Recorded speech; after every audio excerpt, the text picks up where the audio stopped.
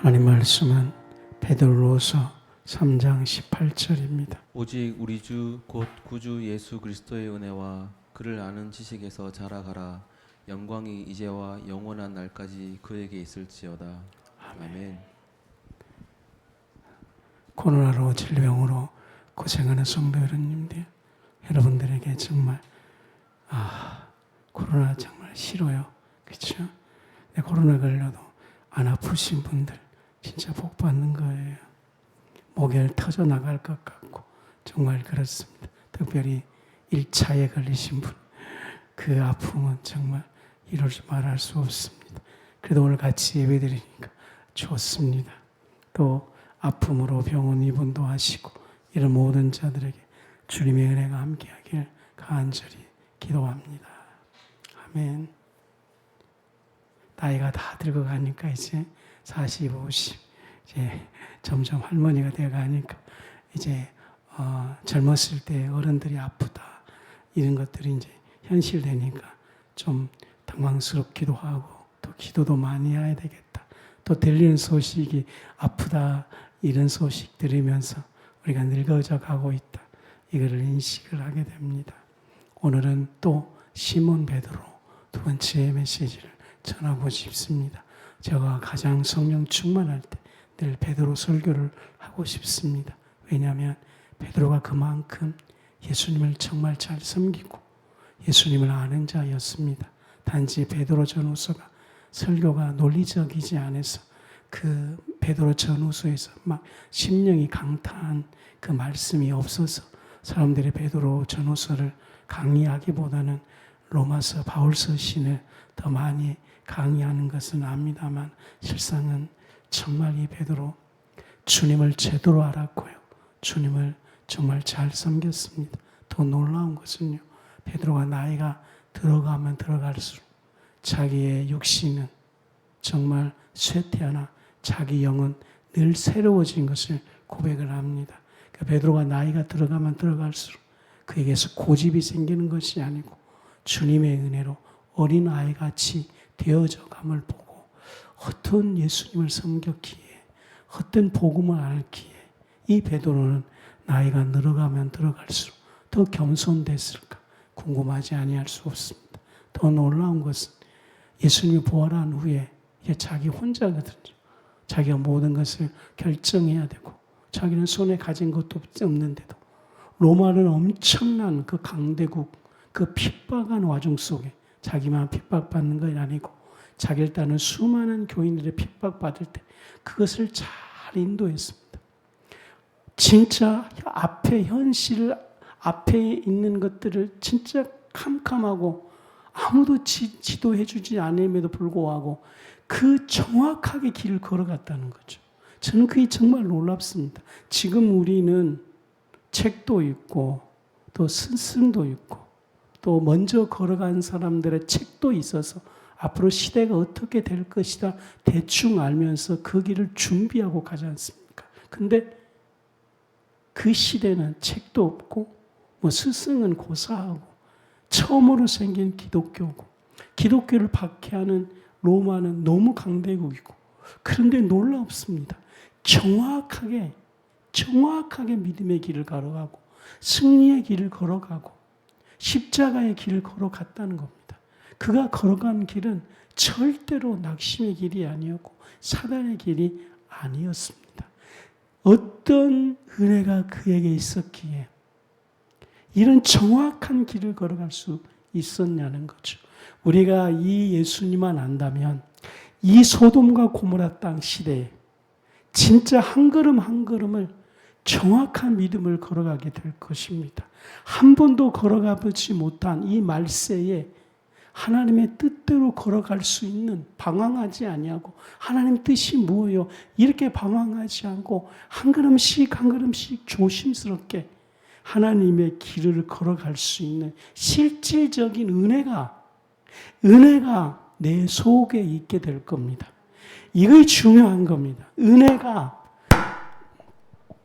영성이 책은 단순히 참고 도서고 다른 지도자들은 그냥이지만 실질적으로 내 안에서 역사하는 믿음이 내 안에 있게 될 것입니다. 그러면서 우리 교인들에게 이 은혜가 여러분들 안에 있도록 주님을 섬기시길 바라는 겁니다. 그리고 혹시 친구들 가운데, 목사님들 가운데, 선교사님들 가운데 정말 다른 길을 걸어가고 있을 때에 하나님이 잘못하는 것이 아니고 그 선교사님들 그 안에 아직 믿음이 없다는 것을 알고 하나님이 잘못되는 것이 아닙니다. 교회가 좀 타락을 해서 교회가 좀 그럴지라도 교회가 잘못된 것이지 원래 주님이 예수님을 통해 주시고 싶어하는 십자가 은혜는 그것이 아니다는 겁니다. 그래서 베드로를 공부하면서 원래 하나님이 주시고 싶어한 그 십자가의 은혜가 원래 하나님이 주고 싶어하는 그 믿음 그 자체가 원래 하나님이 예수님을 통해 주고 싶어하는 그 진리 자체를 베드로는 그대로 그걸 받았기 때문에 그 길 걸어가는 이 베드로처럼 오늘 또 우리는 이 은혜를 사모하면서 어차피 이 길은 좋은 길이다 그랬습니다. 소수만 간다 그랬습니다. 이 길을 가기 위해서 오늘 4가지의 메시지를 베드로가 어떻게 주님 앞에 엎드리고 주님을 섬기고 어떤 믿음을 가졌기에 한 번도 가보지 않는 그건 진짜 놀라운 거예요. 그렇죠? 정확하게 믿음의 길을 자신뿐이 아니라 자신의 양떼도 정확히 인도했다는 겁니다. 그래서 저도 동일하게 베드로처럼 한 걸음을 정확히 걸어가고 우리 양떼들을 이 길로 인도하고 싶습니다. 여기에 비전 삼고 여기에 꿈을 갖고 있습니다. 그리고 이걸 늘 외치고 있습니다. 승리하게 될 것입니다. 그러면은 시몬 베드로 어떻게 첫 번째가 바로 하나님의 은혜입니다. 오늘 우리가 베드로 후서에서 2가지를 설명하고 있죠. 그 구주 그리스도 은혜 그리고 또 하나는 예수님을 아는 지식. 이게 놀라운 겁니다. 예수님을 아는 지식. 사람은요 지식이란다는 거 안다. 그리고 더 중요한 것은 동그라미 니을미음 알미라는 것이죠. 사람은요 지식에 따라 혁명이 되고 지식에 따라서 변화됩니다.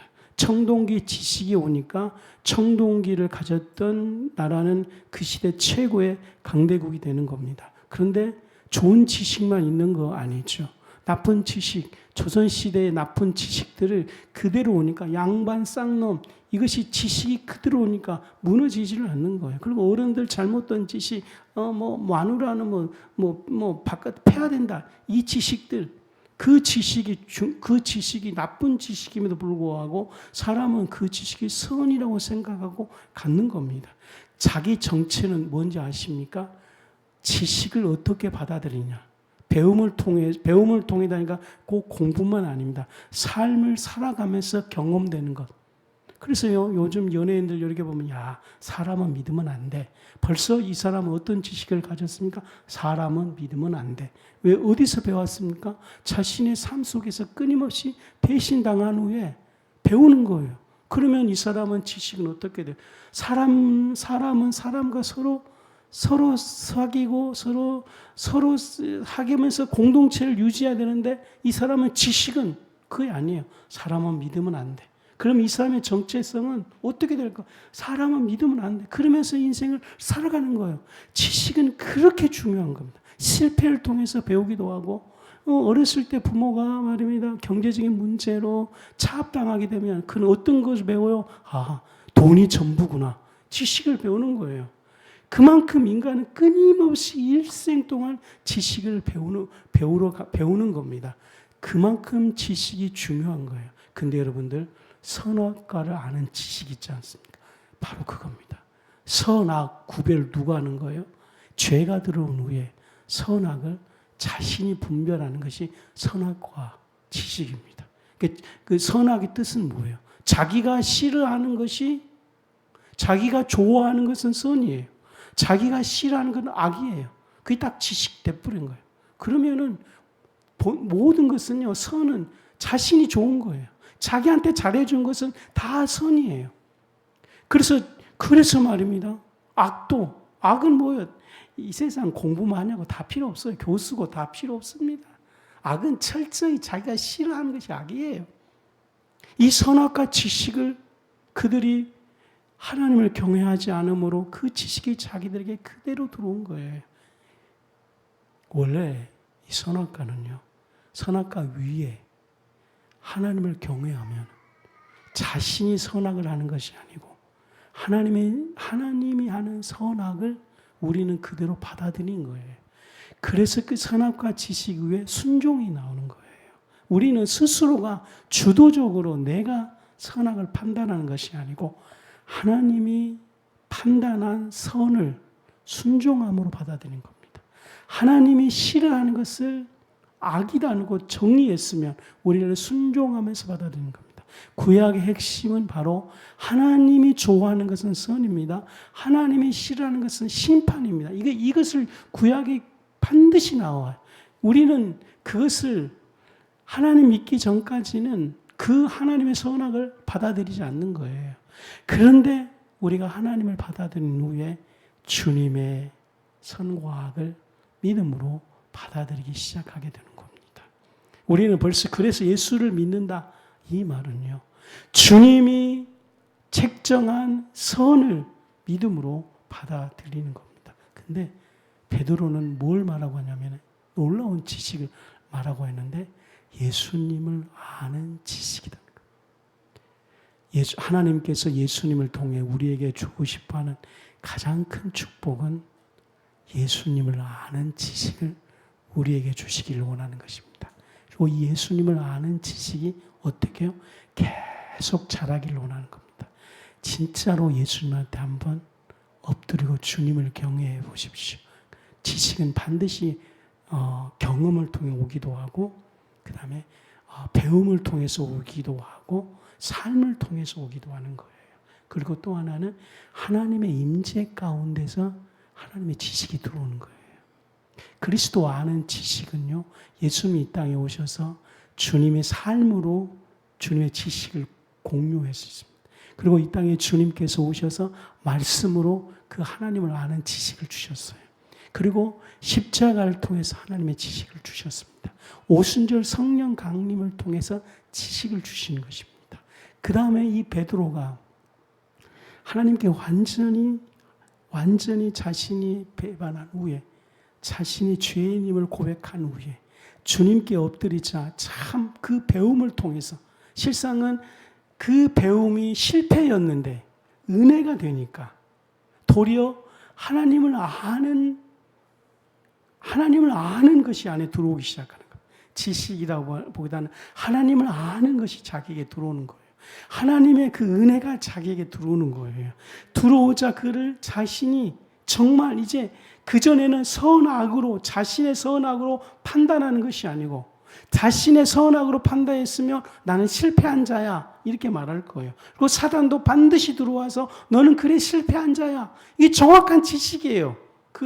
그런데 은혜가 들어오자 어떤 생각이 들기 시작하게 되면 인간은 연약해서 더 십자가를 바라봐야 되는구나. 이것이 자기 안에 배움으로 오는 것입니다. 그래서 자신은 다음부터는 상황 속에서 어떤 삶이 되어지게 되냐면 늘 실패할 때 자기를 정죄하지 아니하고 더 예수님을 섬기기 시작하게 되는 겁니다. 그러니까 이 베드로는 주님의 은혜를 통해서 자신의 삶이 실패가 도리어 자신의 삶에 변화되기 시작하고 실패가 도리어 교만하지 아니하고 실패가 도리어 하나님을 의지하는 삶이 되었다는 겁니다. 이것이 한마디로 말하면 그리스도를 아는 지식입니다. 지식이 있어야지만 우상 숭배를 이길 수 있고요.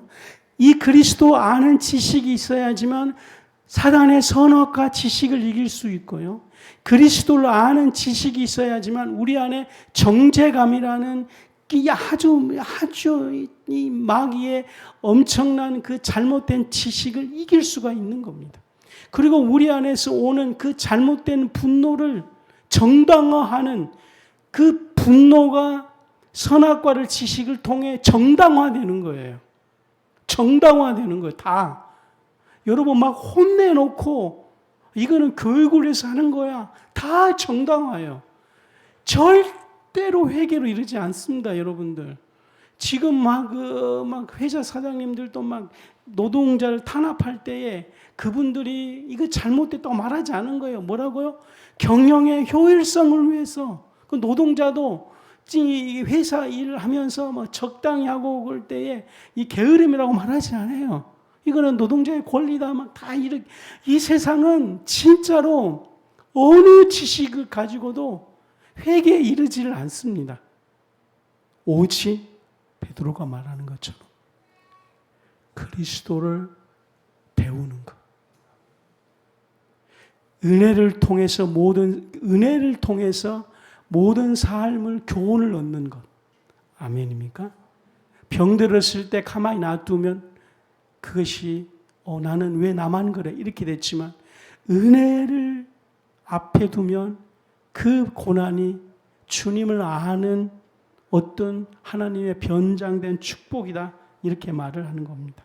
그러므로 이제 베드로 말하는 것처럼 하나님의 은혜예요. 하나님의 은혜. 원래 선악과 위에 여호와가 딱 계셨으면 진짜 좋은 것이 될 뻔했어요.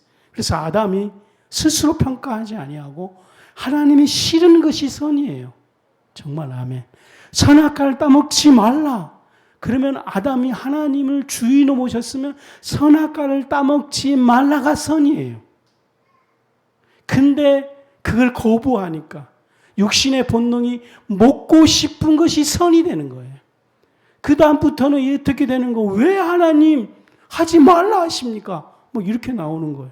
왜 하나님 왜 이렇게 돼? 순종이 안 되는 거예요. 먹고 싶은 거 먹고 가고 싶은 거 가고 하고 싶은 거 하고 육신의 욕구대로 하는 것을 왜 막으십니까? 이거를 이기는 힘이 뭐라고요? 그리스도를 아는 지식이에요. 내 안에 그리스도의 아는 지식이 오면 순종보다 더 큰 것이 오는 거예요. 순종은 뭐예요? 그리 아니실지어도 하겠습니다. 이것이 순종이에요. 하나님 나는 이해할 수 없지만 하나님이 하라면 하겠습니다. 아멘. 그리 아니하실지라도 하겠습니다. 이렇게 순종하면 그는 사단이 준, 세상이 준 선악과의 지식을 뛰어넘는 거예요. 그래서 순종하라는 거예요. 그런데 은혜를 통해 예수님의 아는 지식이 오면 더 큰 거예요. 믿음을 통해 스스로 기쁜 마음으로. 그리 아니하실지로가 아니에요. 이것이 하나님의 선이 자기와 하나 돼버립니다. 예전에는 그냥 하나가 아니에요. 시킨 대로. 근데 이제는 아니에요. 이 선이 자기와 하나 되어서 시키는 것이 아니라 자기 주도 학습이 있지 않습니까? 자기가 이 선이 자기 주도가 되는 거예요. 베드로가 그런 거예요. 예전에는 억지로 십자가를 지었습니다. 그리고 네가 원치 않을지라도 갈 것이다 그랬습니다. 그러나 이것은 실패했습니다. 베드로. 그렇지만 이제 그 실패 가운데 하나님의 은혜에 붙잡히니까 그 배움을 통해 하나님을 알게 되는 겁니다. 그러니까 하나님의 선이 베드로 마음에 하나 되기 시작하는 겁니다. 이제 고난 앞에 억지로 하지 아니하고 고난 딱 다가오면 지식이 자라나는 거예요. 자기 주도가 되는 거예요. 스스로 사고를 하는 거예요. 이 하나님의 지식은 자기 주도가 되고 스스로 사고를 하게 되는 겁니다. 사람은 사고예요, 사고. 스스로 사고를 하기 시작하는데 내가 지금 고난이 왔지만 나는 이 길 걸어가리라. 나는 이 믿음으로 지금 나가리라. 나는 한 걸음씩 주님이 부탁한 로마의 복음화를 위해서 나는 걸어가리라. 근데 지금 나는 일부러 가는 것이 아니고 하나님의 선, 하나님의 길, 하나님의 마음, 하나님의 경륜이 완전히 하나가 되어서 자기 것이 되어서 마치 예전에는 막 욕구가 나와서 선악과를 따먹고 싶어하는 그런 욕구가 아니라 내 안에서 하나님의 선을 행하고 싶어하는 이 마음이 안에서 막 자발적으로 나온다는 겁니다. 베드로는 이걸 경험한 겁니다. 그래서 이제 예수님 아는 지식 모든 삶에 적용 바로 이 은혜를 주신 예수님을 일생 최고로 경외합니다. 그리고 이 예수님 이름이 가장 높아지도록 자기는 더욱더 낮아집니다. 왜냐하면 그래야지 그리스도 아는 지식이 오고, 그렇지 않으면 또 바로 또 선악과 지식이 와요. 왜 내가 이 어려운 길을 걸어가야지? 이 바로 오는 거예요. 에베소서 2장 8절로 10절, 그 은혜로 인하여 믿음으로 말미암아 구원을 얻었나니 이것이 너에게 나는 것이 아니요 하나님의 선물이다 그랬습니다. 하나님의 선물이다. 하나님의 선물이다 그랬습니다. 행위에서 나는 것이 아니요 누구든지 자랑치 못하게 하게 하십니다. 예수님 안에서 선한 일을 위하여 지으심을 받았나니 그랬습니다. 이 은혜는 말입니다. 하나님의 경외롭고 뛰어난 계시입니다. 정말 저도 죽을 때까지 이 은혜를 전하고 싶습니다. 그런데 은혜를 여러분 정의하지 마십시오. 지금까지 은혜 그러면 공짜로 주는 것. 은혜는 뭐예요? 행위가 아닌 것. 은혜는 뭐예요? 11조 낸다고 되지 않은 거가 은혜예요. 열심히 하지 않는 거예요. 난 정말 헷갈렸어요. 사람은 열심히 살아야 돼요. 사람은 선하게 살아야 돼요. 근데 은혜는 뭐예요? 선하게 살지 않는 것이 은혜돼. 하나님 말씀대로 살아야 돼요. 근데 은혜는 뭐예요? 11조를 안 내는 거예요. 여러분 그렇게 생각하지 않았습니까? 열심히 교회에 다녀야 되는데 은혜는 뭐예요? 열심히 다닌다고 해서 아니 돼요. 도대체 그럼 이게 뭐지? 그래, 뭐지? 왜 그러냐면 은혜를 사람의 용어로 정의하다 보니까, 은혜를 사람의 개념으로 정의하다 보니까 이렇게 되는 거예요. 은혜를 사람의 공짜로 주는 거니까 공짜면 11조 안 내는 거, 거저 주는 것, 대가 없이 주는 것, 인간의 개념입니다. 은혜는 인간의 개념으로 이 세상은 존재하지 않습니다. 기껏 은혜의 그림자는 어머니 사랑 정도. 그게 은혜의 그림자예요. 무한적으로 대가 없이 주는 것. 그게 은혜를 표현하는 것인데, 그는 인간의 개념인 겁니다.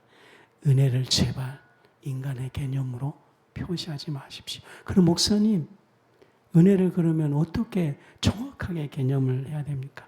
하지 마시고 은혜가 주시는 예수님 앞에 그분을 진심으로 섬기십시오. 그러면 이것이 하나님의 은혜구나. 그래서 늘 울어도, 어떤 분은 은혜를 울어도 안 돼요. 힘써도 안 돼요. 애써도 안 돼요. 오직 믿음으로만 됩니다. 어떤 사람은 그렇게 은혜를 표현하는 거예요. 그래서 그 사람은 믿어도, 울어도 안 된다는 거죠. 아마 그 사람은 신앙하면서 좀 눈물이 많았던 것 같아요. 근데 눈물로도 안 된다는 거죠. 뭘로? 믿음으로 된다는 것이죠. 그러니까 이 사람은 은혜를 믿음으로 되는 것이다 그랬습니다. 근데 여러분들 은혜로 구원받잖아요. 그래서 교회 와서 성령에 강타할 때에, 구원받았을 때 그 은혜는 어떻게 여러분이 나갑니까? 예수님이 나의 죄를 위해서, 그 사람에게서 은혜가 뭐예요? 예수님은 나의 죄를 위해서 죽으셨습니다. 그 사람에게서 은혜는 예수님이 나의 죄를 위해서 죽었습니다. 이게 은혜인 거예요. 근데 그 은혜를 가지고 공짜예요. 착하게 살아도 안 돼요. 열심히 공부해도 안 돼요. 우리 40년 전에 어른들, 목사님들은 그랬어요. 지금 나이 때는 괜찮아요. 50살, 60살. 근데 자라는 청소년들에게는 개념이 중요하죠. 앞으로 살아갈 시대가 중요한데, 열심히 살고 그래야 되는데, 은혜 받아라 그래가지고 열심히 사는 것이 그것이 은혜가 아니다. 그건 행위라는 거예요. 진짜 헷갈렸습니다. 인간은 원래 열심히 살아야 돼요. 선하게 살아야 돼요. 선의 반대가 은혜가 아니에요. 은혜는 하나님이에요. 은혜는 하늘에 속한 용어예요. 그러므로 인간이 어떤 것도 그 은혜를 개념 정리할 수 없어요. 은혜는 각자에게 주시는 하나님의 선물이다 그랬습니다. 선물. 각자에게. 그 선물은 늘 달라질 수 있어요. 구원받았을 때 은혜 선물, 50살 때 은혜 선물, 선교사 가면서 은혜 선물, 선교사로 실패할 때 주신 은혜 선물, 아팠을 때 은혜 선물, 막 서울대 갔을 때 준 은혜 선물 다 틀려요. 성공 한 번도 찍지 않고 계속 뛰어가는 사람들에게도 그 주신 은혜음은 자기는 알아요. 실패했기 때문에 은혜가 아니에요. 그거 정리하시기 바랍니다. 사도 바울은 성공 위해서 하나님 만난 거예요. 낭떠러지로 떨어진 건 아니에요. 실패해서 고난 당해왔을 때 이제 정리 끝났습니다. 선물입니다. 저는 지금 어렸을 때 정확하게 은혜 받았어요. 왜냐하면 중학교 2학년 때 예수님은 나의 구주다. 그게 은혜예요. 지금 56살 때 지금 나에게는 하나님의 은혜를 받아야 돼요. 공짜 이런 개념 아니에요. 열심히 안 살고 기도 10시간 하는 거 그건 행위야. 아니에요. 나는 지금 하나님의 은혜가 선물로 필요합니다. 그러면 이것을 그대로 적용하면 베드로가 로마 앞에 있을 때 어떻게 해야 할지 모르잖아요. 그래요. 은혜를 받아야 돼요. 그래서 그는 거기에서 은혜 주신 예수님을 붙듭니다. 베드로는 가슴 깊이 이것이 은혜다 아는 거예요. 그 은혜가 하나님을 예수님을 아는 지식이에요. 더 크게 이 은혜가 우리 안에 왔을 때, 은혜가 영으로 왔을 때, 은혜가 우리 안에 진짜 감사해요. 그러니까 물을 먹으면 시원하다 이걸로만 끝나는 거 아니잖아요. 물이 와서 영양 공급을 하잖아요. 물 흘려서 우리를 에너지를 해서 그렇잖아요. 물이 에너지화 되지 않습니까? 은혜가 우리 안에 와서 지식, 배움이 되는 거예요. 그렇죠. 그 지식이 있어야지만 변화한 시대의 주도적인 삶이 되는 것입니다. 이 은혜를 주신 하나님을 영원토록 찬양합니다. 고린도전서 1장 26절로 23절까지 바울은 이렇게 고백합니다. 예수님 안에 있고 예수는 하나님께로서 나와서 우리에게 지혜와 의로움과 거룩함과 구속함이 되었나니. 그렇습니다. 바울은 정확하게 은혜에 대해서 이렇게 말합니다. 예수님 안에 있고 할렐루야. 이 은혜는 어디요? 예수님 안에 있고. 박수 쳐가지고 목사님 설교를 잘하면 감동이 되잖아요. 은혜 받았어요. 그건 인사예요. 진짜 하나님 말하는 은혜 아니고 감동받았다는 교회에서 은혜라고. 그러니까 막 다 헷갈리는 거예요. 사람들이.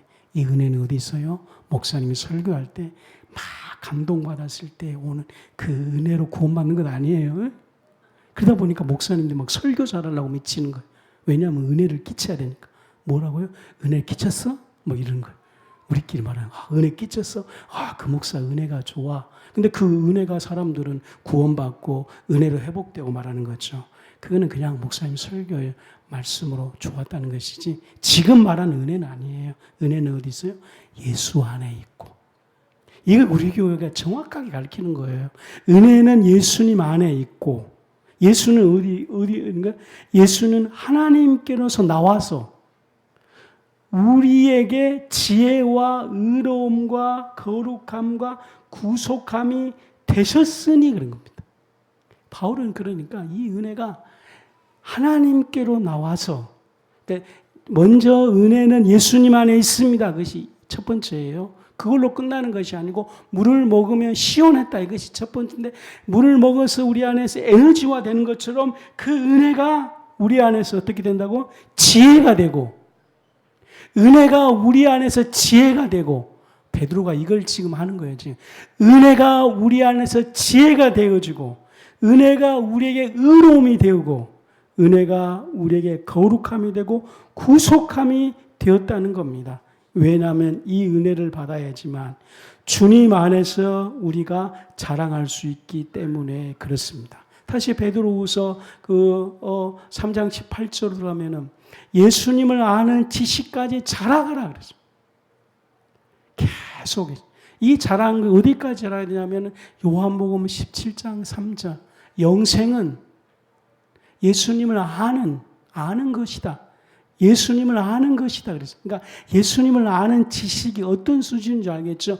은혜가 예수님 안에 있는데, 은혜가 예수님 안에 있는데 그 은혜가 당신에게 뭘로 에너지, 거룩함이 되고 구속함이 되고 의로움이 된 상태가 되어야 됩니다. 그러면은 나라는 사람이 구속과 완전히 하나 된 상태, 나란 사람이 의로움과 완전히 하나 된 상태, 나란 사람이 그 구속과 완전히 하나 된 상태. 놀라운 은혜죠. 하나님은 이거 하고 싶어서 예수님을 보내는 거예요. 주님의 거룩함이 나와 완전히 하나 된 상태. 예전에는 거룩하기 위해서 막 쫓아가는데 거룩함이 완전히 나와 하나 된 상태. 다시 요한복음 17장 3절 예수님을 아는 지식이 뭐입니까? 그 지식은 안다는 거예요. 그 지식은 알미라는 거예요. 지식이 있어야지 혁신이 있고 지식이 있어야지 사람이 배우는 거예요. 그 사람은 누구냐? 지식 수준이에요. 어렸을 때부터 죽을 때까지 계속해서 지식으로 계속 공급되는 거예요. 근데 좋은 것만 공급되는 것이 아니라 사단도 공급되는 거예요. 근데 우리에게는 뭐가 공급돼야 되냐면은 바로 은혜가 공급돼야지만이 사단이 주는 선악과에서 이길 수가 있는 거예요. 선악과를 이기는 힘이 그리스도를 아는 지식이에요. 그러면 이 은혜가 어떻게 하냐? 은혜가 예수님 안에 있다. 이것이 우리는 공부를 했다는 거예요. 그러므로 우리는 오직 예수님을 경외하고 높이고 찬양해야 한다는 거죠. 근데 은혜가 그냥 은혜로만 끝나는 것이 아니고 은혜가 우리에게 어떤 형태로 사랑이 당신에게 어떤 형태로 돈의 형태로 될 수 있죠. 집사님 그렇잖아요. 그죠? 사랑은 말로도 있지만 사랑 있는 사람은 열심히 일해서 아내에게 돈도 갖다 주고 그럴 것 같이 은혜가 당신에게 지금 어떤 형태가 되었나는 거죠. 은혜가 그냥 느낌으로만 되면 곤란하다는 거죠. 은혜가 그냥 감정으로만 되면 곤란해. 실질적으로 은혜가 당신에게 의로움이 돼야 되고요. 은혜가 당신에게 구속이 돼야 된다는 거죠. 이렇게 될 때에 이것이 그리스도를 아는 지식이 당신에게 왔다는 겁니다. 그때에 당신은 영생을 하게 된다는 겁니다. 너무나 감사합니다. 근데 이것이 계속해서 자란다는 거죠. 하나님께서 허락한 수준까지 자란다는 것입니다. 이 믿음이, 이 아는 지식이 십자가의 길을 걸어가고, 이 아는 지식이 우상을 이기고, 이 아는 지식이 한 번도 안 가본 그 길에 믿음의 길로 갖는 것입니다. 놀라운 찬송가가 있습니다. 무디 성경 연구에서 내가 받은 것 아무것도 가진 것이 없네. 믿은 후에 은혜를 주셨네. 은혜를 주셨다는 거예요. 왜 은혜가 오니까 이 사람은 어떻게 되냐면 교만이 물러가고 자랑하지 않으며, 이 사람에게는 은혜가 어떻게 형태로 왔습니까? 교만이 물러가고 자랑하지 않는 사람이 되었다는 겁니다. 자신은 아마 좀 자랑을 많이 한 사람인 것 같아요. 근데 예수님 안에 있다 이걸 듣고 예수님을 예배하니까 은혜가 자기한테 구속의 형태, 어떤 형태? 교만이 물러나가고 자랑하지 않는 상태가 되었다는 겁니다. 이 은총을 꼭 누리는 여러분 되시기를 바랍니다. 이 사무엘 한나는 이 은혜를 사무엘상 2장 8절에서 고백하는 거죠. 가난한 자를 진토에서 일으키시며 민핍한 자를 거름더미에서 드사. 이 말은 뭐냐면 이 거름더기는 쓰레기통이에요. 쓰레기통. 가난한 자. 그러니까 이 사무엘상 한나가 사무엘을 놓은 다음에 찬양하는 거예요. 가난한 자를 진토에서 일으켜서 이 진토 완전히 파산된 상태예요. 이 진토가 파산 상태고 자신은 완전 부채만 있는 상태에서, 그리고 이 빈곤한 상태에 쓰레기더미에서 일으킨 것다 이렇게 말. 아마 자신의 상태인 것 같아요. 이 한나의 상태가 바로 쓰레기통에 있고 부채만 남아 있고 완전히 파산된 상태에서 사무엘을 주셨거든요. 그래서 이 사무엘 주신 그 상태를 하나님의 은혜입니다. 그러니까 이 한나의 고백은 피부로 다가오는 거예요. 지금 자신의 삶에서 파산 상태에서 사무엘 주신 이 하나님의 은혜에 감사하는 것입니다. 성도 여러분, 이 은혜의 축복을 반드시 우리에게 오게 될 것입니다. 오 하나님, 이 사랑이야말로 놀랍습니다. 당신의 놀라운 은혜를 우리에게 베풀어 주시옵소서. 그리고 은혜가 또 중요한 것은요, 은혜가 하는 일이 있습니다. 바로 일으켜 세우고 씻어주시고 의복을 주시고, 이거는 뭐예요? 탕자에게 아버지가 하는 행위지 않습니까? 은혜가 하는 일이에요. 은혜가 오기 시작하면 이렇게 세우는 겁니다. 우리 심령에서 하나님이 주신 그 성품을 이렇게 세우는 거예요. 끊임없이. 그리고 계속해서 씻습니다. 이 은혜가. 그리고 바로 의복을 입혀주시는 겁니다. 의복은 굉장히 중요하거든요. 보호하는 의복도 있지만 자신의 정체성도 있는 거예요. 그 신분에 맞게 옷을 입지 않습니까? 은혜가 하는 일은 이렇게 세우고 베드로에게 지금 오는 거예요. 베드로를 이렇게 세우는 거예요. 자신을 씻은 거예요. 베드로에게 어린 양을 맡긴 다음에 의복. 그래서 하나님은 의복을 정말 중요하게 여기거든요. 제사장에도 의복 주시고 그렇게 하는 것처럼 은혜는 반드시 우리에게 의복을 주셔서 바깥에서 그 추위를 이길 수 있는 실질적인 옷을 우리에게 주시는 것입니다. 그리고 주님은 우리에게 말씀합니다. 은혜를 주시면서 너는 스스로 조심하라는 겁니다. 은혜를 알면 알수록 조심하게 되는 거예요. 은혜를 알면 알수록 방종하지 않습니다. 진짜 은혜는 조심하게 됩니다. 그래서 예수님의 말씀이요, 들어가면 은혜로 들어갔다가 깊숙이 들어가면 헉 그럽니다. 왜냐하면 수준이 굉장히 은혜를 구원받습니다. 탁 들어가 봐. 주여 주여 하는 자마다. 이걸 뭐야? 그 은혜 안으로 들어가는 거야. 은혜 안으로 못 들어가가지고 또 행위복음이니, 집사님 머리 좀 때려줘요. 제발. 네? 행위복음이니 그래가지고 여기서 뭐 주님 뜻대로 기도 많이 해도 안 돼요. 은혜 안으로 딱 들어가면 조심하라. 여기 서는 거예요. 주여 주여 하는 자마다 안 돼. 아버지의 뜻대로 해야 된다. 이제 그 사람이 아는 거예요. 진짜 은혜 안에 들어가면 조심하기 시작해요. 얼마만큼 간지 아십니까? 청지기 미혹 가운데 이 달란트 미혹 가운데 시작해서요.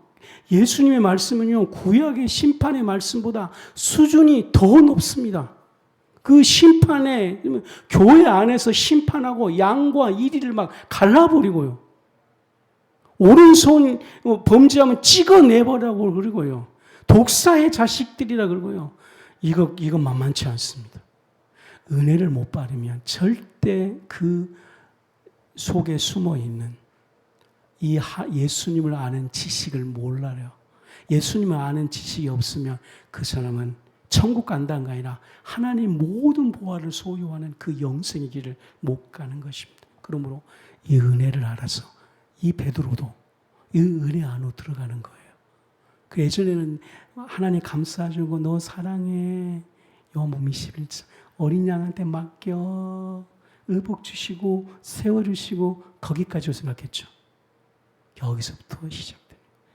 은혜가 베드로 안에 선악과가 그 주인 되는 것이 아니고 은혜를 통해 그리스도 아는 지식이 주인 되니까 이제 은혜를 아는 지식으로 그걸 들어가기 시작하는, 조심하기 시작하는. 이거 만만치 않아요. 베드로에게도. 복음서 안으로 깊이 한 발자국. 할렐루야. 복음서 안으로 한 발자국. 세례 요한을 통해 이 독사의 자식들아, 성전 안에서 매매하는 걸 보고 주께서 싹 엎으셔서 성전을 정결케 하라. 이거 괜히 쉽게 볼 성경 구절 절대로 아닙니다. 근데 베드로는 그 안으로 들어가서 이제 자기가 인도하는 교회에서 성전을 정결케 하고 하나님 뜻대로 인도하고 청지기 비유한데 달란트 잘 감당하게 하고 열천의 비유 가운데 슬기로운 처녀를 만들기 시작하고 교인들 앞은 좁은 길을 걸어가게 하고 사단이 왔을 때 당연히 변하는 그 은혜를 아는 길로 걸어가는 겁니다. 그러면 은혜로 아는 길이 무슨 거요? 그리스도를 아는 지식이라는 거예요. 다시 은혜는 예수님 안에 있습니다. 첫 번째, 은혜가 우리에게 어떤 형태로 그분이 나에게 구속되었습니다. 형태로 왔습니다. 은혜를 아는 길을 걸어가는 길이 복음서에 나와 있는 그 무시무시한 주님의 길로 걸어가는 겁니다. 근데 좀 아멘 좀 해주셨으면 좋겠다. 그렇죠.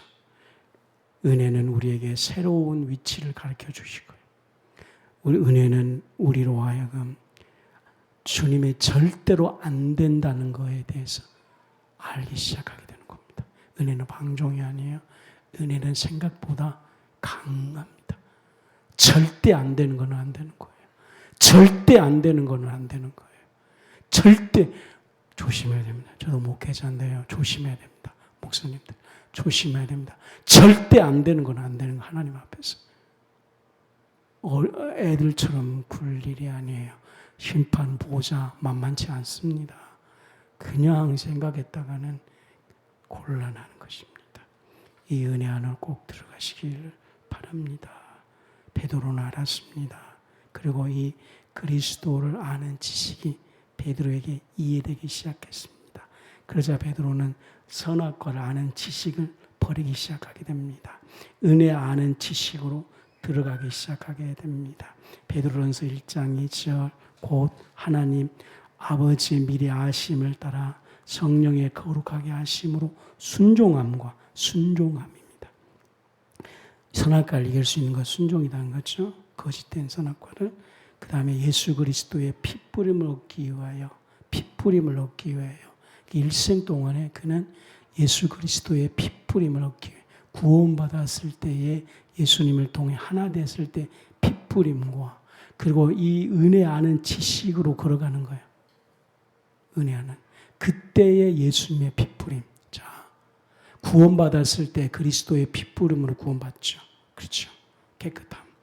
은혜를 통해서 보여준 하나님의 길을 걸어가는 은혜 아는 그 길로 걸어갔을 때 내가 아까 말한 거 하나님 뜻대로 해야 되는구나. 이걸 느끼고 시작해서 하나님 뜻대로 하지 못하는 곳에 깨끗함을 주시옵소서. 이해하셨죠? 하나님 뜻대로 살지 못하는 것을 이길 수 있는 핏부림을 주시옵소서. 두 가지. 구약은 순종을 통해 악을 이기고 신약은 그리스도의 핏부림을. 근데 그리스도의 핏부림은 예수님에게 핏부림을 주십시오. 핏부림을 주십시오. 그 말인데 실상 은혜를 아는 지식으로 걸어가는 거예요. 그러면 복음서 한 장 한 장을 펴놓고 이걸 은혜 아는 지식이에요. 복음서를 잘 봐야 돼. 복음서. 한 장 한 장을 보고 쉽게 보면 안 됩니다. 이제. 사랑, 용서, 회복 이건 너무 쉽게 봤잖아요. 그 다음에 은혜 아는 그 지식은 굉장합니다. 여러분들. 슬피 이를 갈며 있을 곳이다 그랬어요. 그렇죠. 그 앞에서 딱 서야 돼요. 그리고 그 앞에서 핏부림을 받아야 돼요. 나로 청지기의 달란트 비유 가운데 남기지 못한 그 게으름을 보혈로 깨끗게 해 주시옵소서. 나로 슬기로운 다섯 처녀가 아닌 악의 처녀처럼 기름 준비를 하지 못하게 하는 우둔함을 보혈로 씻어 주시옵소서. 이것이 핏부림을 하는 거예요. 그러니까 베드로는 두 가지 일생하는 거예요. 순종, 은혜를 통한 그리스도의 핏부림. 이제 아셨으면 아멘 좀 해주십시오. 은혜를 통한 핏부림. 그래서 이 복음서의 말씀을 하나하나 자기에게 순종되는 거예요. 나중에는 엉어까지 팔복에 나와 있는 것. 육신이 있는데 육신에서 여자를 향해서 음욕 품는 수준도 죄다 그랬어요. 거기에 도전하기 시작하는 거예요. 그렇죠. 예전에 이거 뭐야 이렇게 되지 않습니까? 그냥 눈깔만 돌려도 근데 왜 성경에 써내? 그만큼 수준이 높아요. 하나님이 요구하는 것이. 이제는 베드로도 육신의 정욕이 있을 때에 은혜의 길을 통해 정말 눈을 돌리지 않는 보혈 은총이 오는 거예요. 베드로에게는 임했겠죠. 진짜 육신이 있는데 자기 안에서 눈이 돌아가지 아니하고 진짜 하나님의 자매요 이렇게 보는 형태가 되는 겁니다. 이거의 그리스도의 아는 지식이 어떻게 자라나는 거예요. 그러면 뭐요? 복음서에서 예수님이 말씀하신 것을 핏부림을 통해 되어진 상태가 자라난 상태예요. 우리는 아직 그러면 수준 낮은 상태겠죠. 그냥 주여 하나님 뜻대로 이것도 지금 핏부림을 못 받고 있는 거 아닙니까? 그런데 정말 높은 수준까지 너의 심령 깊은 곳에서 거짓말이 되지 않는 상태의 복음서, 이 팔복 상태예요. 이것이 베드로가 은혜를 통해 핏부림을 통해 자기 안에서 이루어져 가고 있는 것이 그리스도가 자기 안에 예수님을 아는 지식이 자라난다는 겁니다. 큰 두 번째 메시지.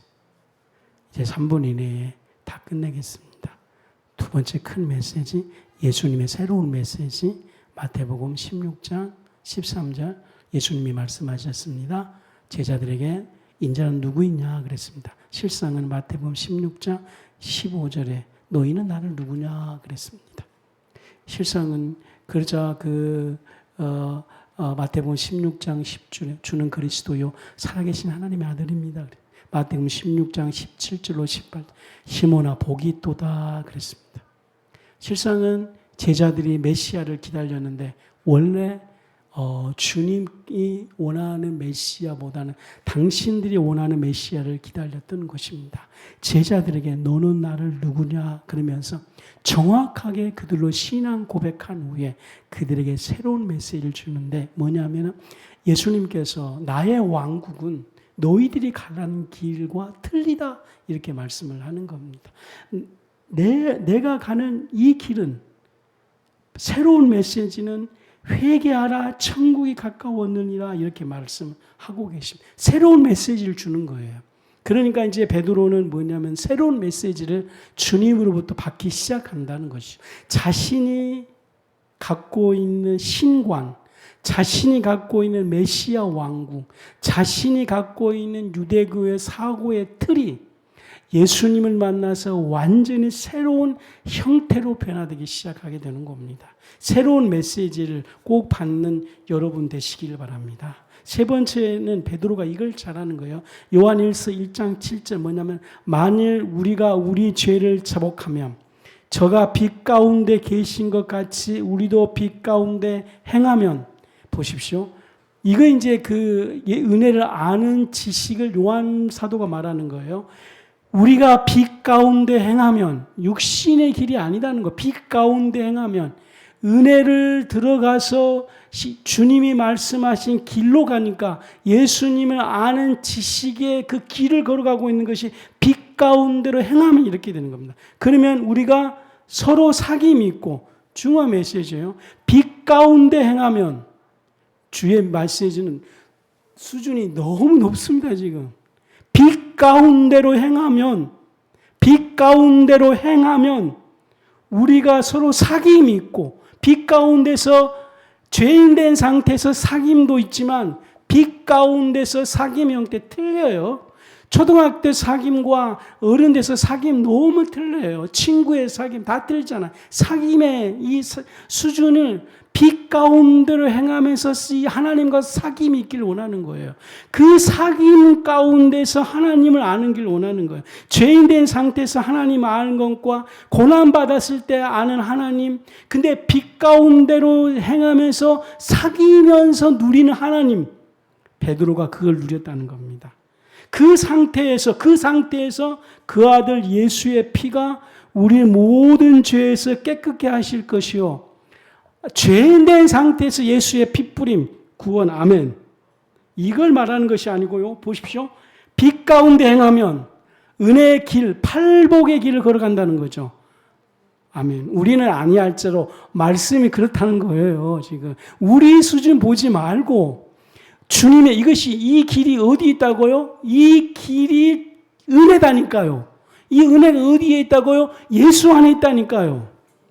그렇게 빛 가운데 행하면 어떤 형태가 되냐면 사귐이 있다는 거예요.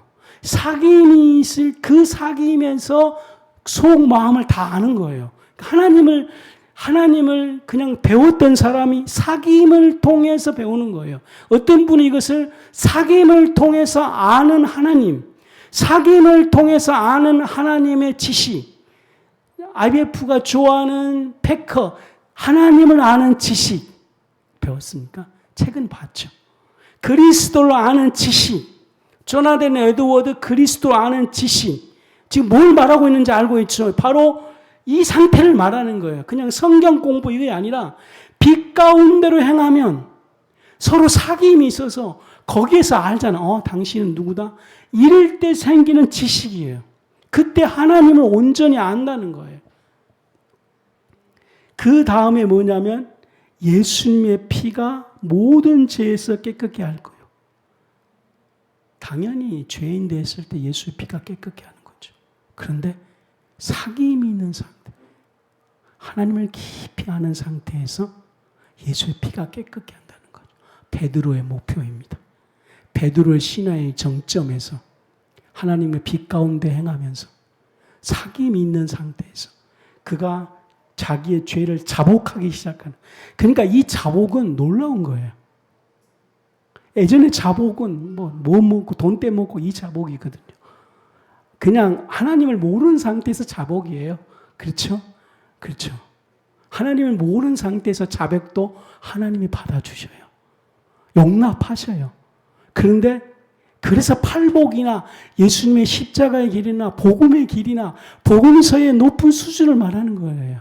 그 가운데 행하면서, 그러니까 인간의 선악과 지식을 뛰어넘어야 되거든요. 하나님과 사귐이 있어서 하나님을 아는 거예요. 제가 병들었을 때 하나님과 사귐이 없으면 그냥 알았어요. 순종할게요.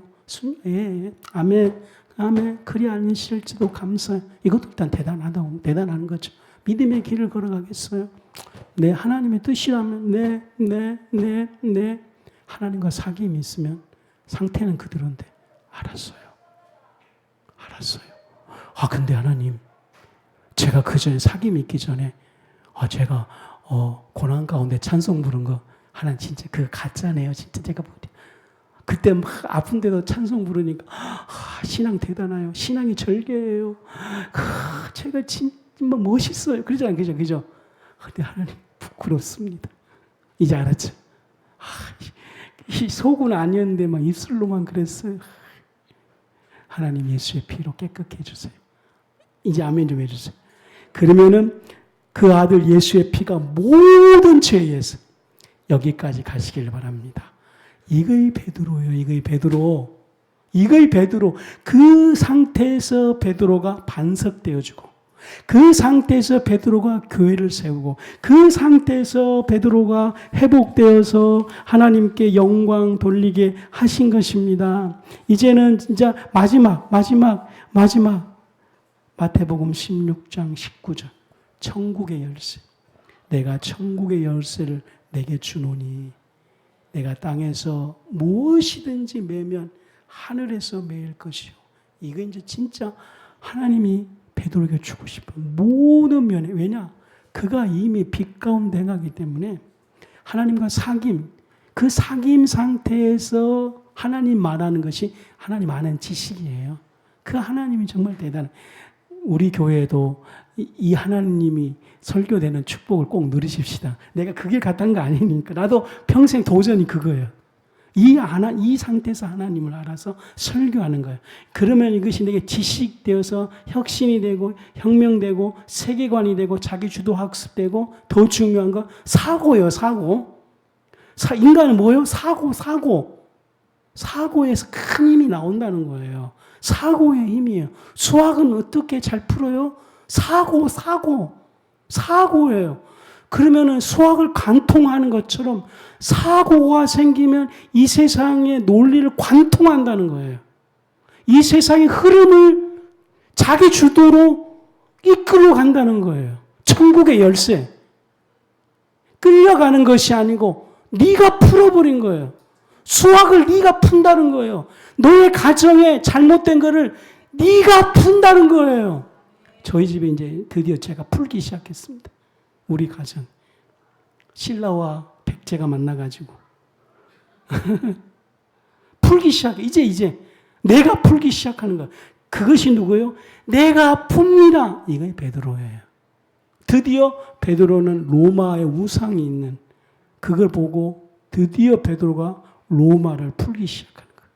자기 하나님이 세상을 주도하는 것처럼 베드로가 로마를 주도하는 거예요. 양들이 풀기 시작하는 거예요. 천국 열쇠 푸는 님. 시어머니를 내가 풀면 그때부터 베드로가 되는 거예요. 나를 핍박하는 자를 내가 풀면 너는 이제 베드로가 되는 거예요. 당연히 핍박하면 아프죠. 아플 때 하나님 아파 다 받아줘요. 그렇죠. 그때 찬송 다 받아줘요. 뜻 맞고 와가지고 하나님 사랑해요. 다 받아줘요. 우리 하나님은 그런 분이에요. 빛 가운데로 들어가면 그것이 얼마나 가짜고 고백하는 거예요. 그때 천국 열쇠가 오는 거예요.